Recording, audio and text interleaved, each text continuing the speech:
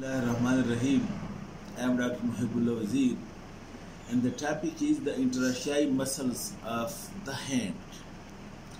As the name indicates, the interosseous muscles are between these metacarpal bones, that is, between the metacarpal bones. These are called as interosseous muscles. Look, I told you that again, these are thinner muscles, these are hypothenar muscles, then these are long flexor tendons of the finger, that is the digitorum superficialis, and then deep to it is the lumbrical muscles which originate from the profundus tendon, and then when you lift them all up, then you will see another arterial arch, which is deep arterial arch, and then you lift these all, then you would be able to see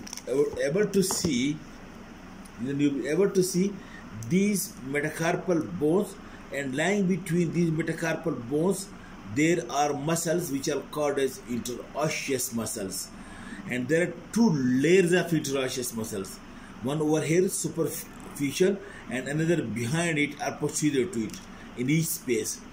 These ones are called as palmar interossei, and those on the posterior side they are called as dorsal interossei. And these are the intrinsic muscles of the hand, that is the lumbricals, the interossei, the thinner and hypothenar muscles, the palmaris biruis muscle over here, and the adductor pollicis. These are all intrinsic muscles of the hand. Now these muscles, the digitorum superficialis and profundus flexor pollicis longus, carpi radialis, etc., and an extensor digitorum, these are the extrinsic muscles coming from the forearm to be inserted over here. Now, what are the need of these intrinsic muscles?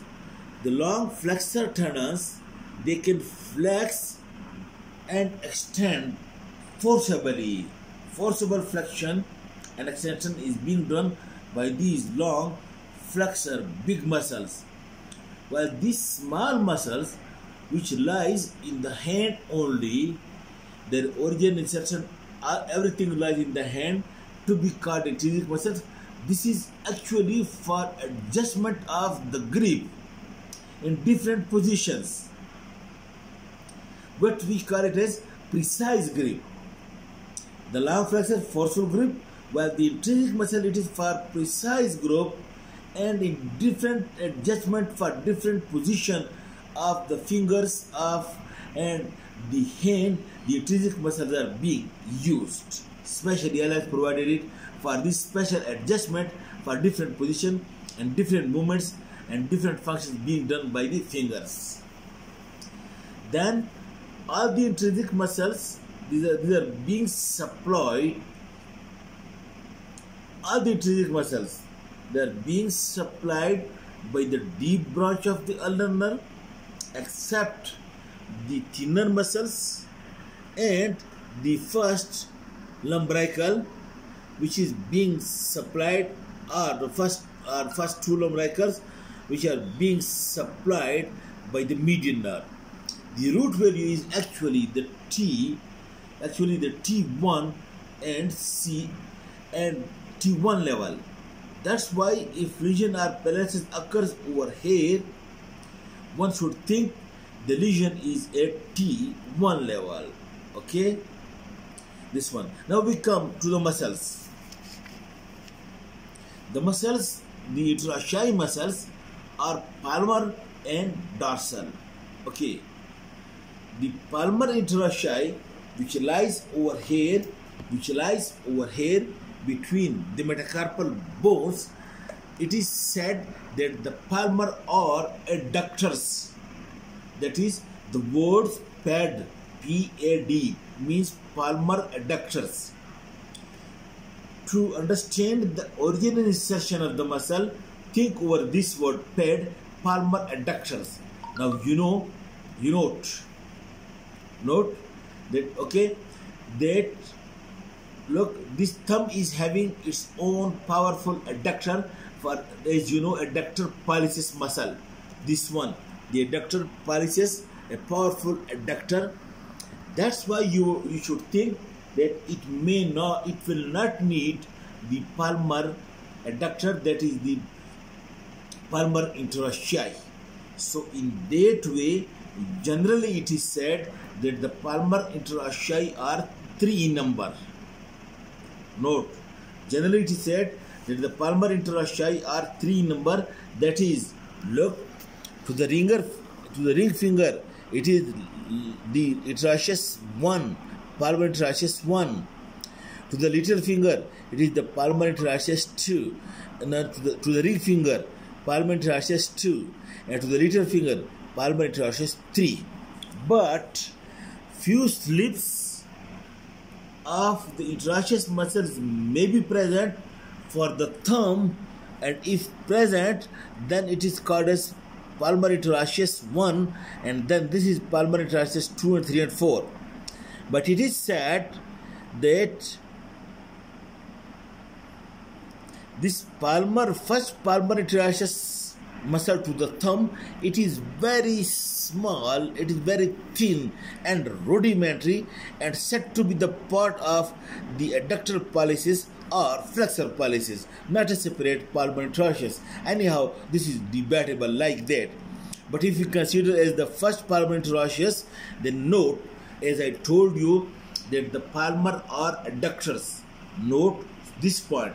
So, if the palmar is adductor, then the first palmar interosseous originate from the, and note that in hand, the midline passes line except through the middle finger. So, any movement of any finger towards the middle finger, that is adduction. Because of this reason, the first palmar interosseous should be on the middle finger side of the thumb, that is on its lateral side. Then the second palmar interosseous should be at the middle finger side of the index finger, that is on this side. And the third one should be on the middle finger side of the ring finger, that is on this side.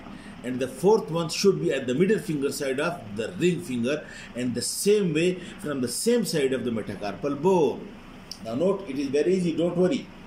Look, the first palmar interosseous, because it has to adduct the thumb toward the middle finger, so it originates from the medial side or the middle finger side of the first metacarpal bone, and its tendon is being inserted over here, then onto the dorsum, onto the dorsal digital expansion and the first dorsum of the first proximal phalanx. And then the second the second palmar interosseous, because it has to adduct the finger toward the middle finger, the index finger, that's why it originates from the lateral surface or from the middle finger side of the second metacarpal, and the tendon then passes, look, on the same side of these fingers and comes onto the dorsum, and on the dorsum it is being inserted, as I told to you, into this dorsal tendon of extensor digitorum, which is called as dorsal digital expansion. That is the muscle interosseous muscle is being inserted into this dorsal digital tendon or dorsal digital expansion, and also few fibers are being inserted into the base of dorsum of the proximal phalanx. Okay, and then the third lumbrical, because it has to adduct the ring finger towards the middle finger, that's why the third lumbrical originate from the middle finger side or from the lateral side of this fourth metacarpal bone, and passes on the same side of the ring finger, and then comes on to the dorsum and get inserted onto the proximal surface of dorsum of the base of the proximal phalanx and into the dorsal digital tendon or dorsal digital expansion. And then the fourth one, because it has to adduct it has to adduct the the little finger toward the middle finger. That's why it also originates from the middle finger side of the fifth metacarpal bone, and then the tendon passes on the same side of the ring finger and then comes down to the dorsum and get its insertion. But note one point over here, make it close. Look, this is deep transverse metatarsal ligament, and you can note the tendons of the interossei, palmar and dorsal both. It passes deep to the deep transverse metatarsal ligament, while the tendons of lumbricals, you can see it over here. While the tendon of lumbrical, you can see this is the deep transverse metatarsal ligament. The tendon of lumbrical passes superficial to the deep transverse metatarsal ligament, and the lumbricals are being inserted into the dorsal digital expansion only.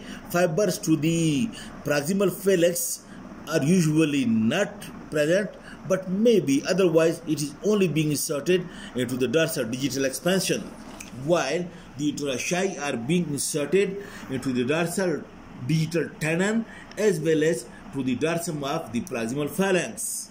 This is the palmar interossei. And now the dorsal interossei, 4 in number, more stronger, more bigger in size than the palmar one. Look, the palmar one are thin and the dorsal one are thick, strong muscles. And secondly, the action of the dorsum dorsum is the word DAB, D-A-B, DAB, that is dorsal abductors. Dorsal abductors. Now you know already abductor pollicis is present and abductor digiti minimi is present.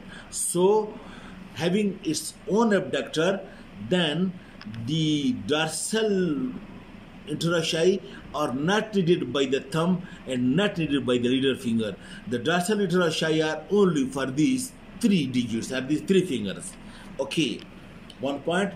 Secondly, the dorsal interossei, as you can see, it originates from the adjacent sides of both the bones. Look, by 2 heads. That is, this is the dorsal interosseous 1. And you see the dorsal interosseous 2 originate from the adjacent side of the second and third metacarpal bone. And you see the dorsal interosseous 3rd originating from the adjacent side of the third and the fourth metacarpal bone. And this is with the 4th one also from the adjacent sides of the 4th and 5th metacarpal bone. Origin is from the adjacent sides of both the bones. Then look, the point now to understand. Because the thumb do not need any abductor, then the first dorsal interosseous should abduct the little finger from this middle finger. That's why the tendon of it passes on the side of the index finger, that is to the radial side or to the side away from the middle finger side, while the palmar one passes on the side toward the middle finger side, while the dorsal interosseous passes on the radial side or the side away from the middle finger side and passing deep to the deep dorsal metatarsal ligament, comes down to the dorsum and get inserted into the dorsal digital expansion and also into the base of the proximal phalanx. While look, the second and the third dorsal interossei, they are both attached, one onto the radial side of the middle finger and one onto the medial side of the middle finger. The second and third, they are both attached, one on each side of the middle finger, while the 4th dorsal interosseous is being attached over here on the medial side of, by passing on the medial side, that is side away from the middle finger side of the ring finger, and comes into the dorsum and get inserted over here into the dorsal digital expansion and base of the proximal phalanx. Now think over it. The first dorsal interosseous abduct the index finger from the middle finger. The 4th dorsal interosseous abduct the ring finger from the middle finger, while the second one and the third one abduct the middle finger from its own axis, either to the lateral, either to the medial.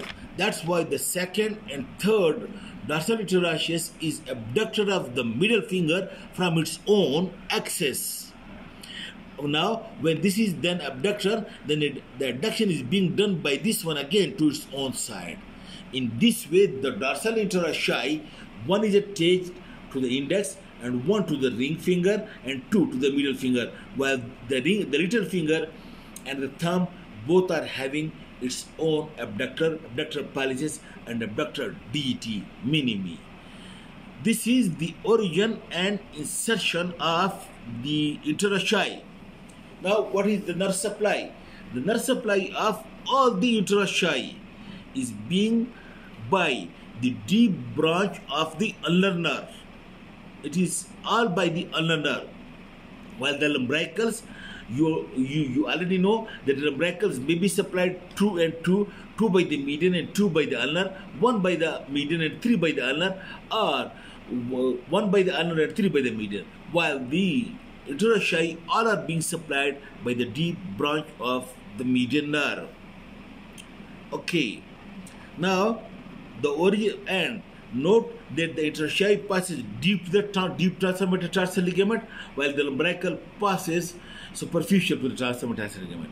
Then the interossei are being inserted into this dorsal digital tenon and also to the proximal phalanx, while the lumbricals are only attached to the dorsal digital expansion. Few cells may go, but usually do not attach to the proximal phalanx. Now we will discuss the action of the interossei. 16. Achha, that was stop.